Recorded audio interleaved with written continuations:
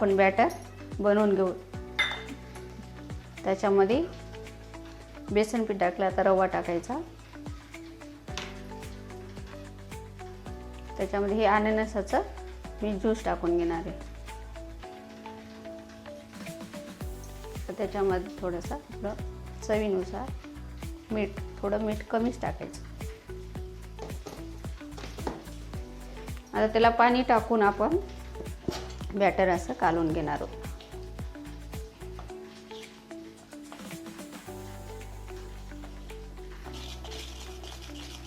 Batter जास्त पातळ नाही करायचं, असं मीडियम ठेवायचं। आता ह्याला आपण 5 मिनिटासाठी झाकून ठेवू, ते तोपर्यंत ते बॅटर तयार होऊन जाईल। आता ढोकळा वाफण्यासाठी ठेवण्यासाठी आपण पाणी टाकलेलं आहे कढईमध्ये। आता त्याच्यामध्ये एक असं स्टँड ठेवून घ्यायचं आहे। आता आपण ह्याच्यामध्ये इनो टाकून घ्यायचं आहे व त्याला असं हलवून घ्यायचं आहे।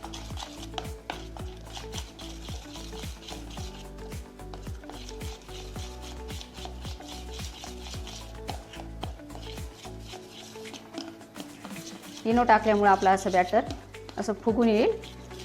आता एका प्लेटला आपण तेल लावून घेतलेलं आहे, त्याच्यामध्ये हे बॅटर आपण टाकणार आहोत। ते फुगल्यानंतर लगेचच आपण सेट होण्यासाठी टाकायचे, याच्यावरती ठेवून घेणार आहोत। आता आपण याच्यावर 10 मिनिटासाठी झाकण ठेवून कमी गॅस करू। 10 मिनिट झाले, तर आता आपण ढोकळा कसा झालेला आहे ते, आता ढोकळा वाफला की नाही पाहण्यासाठी आपण त्याच्यामध्ये असा चाकू हे करणार। जर ते असाच निघाला, ह्याला नाही काही कटलं, तर तो आपला बनलेला आहे। आता आपण ढोकळ्याच्या अशा वड्या पाडून घेऊ। आता आपण त्याला तडका देणार आहोत, त्याच्यासाठी आपण तेल टाकलेलं आहे।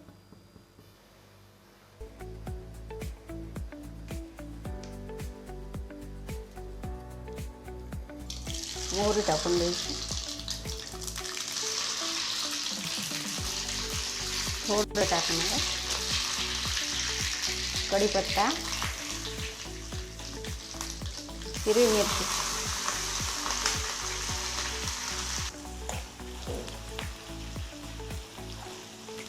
आता आपण ढोकळ्यावर असं पूर्ण असं टाकून घेणार आहोत।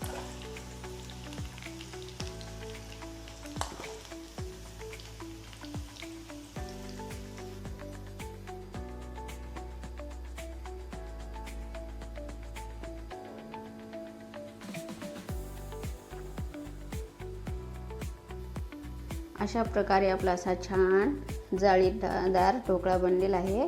तर हे खाण्यासाठी आता तयार आहे, चवीला एकदम छान लागणार आहे।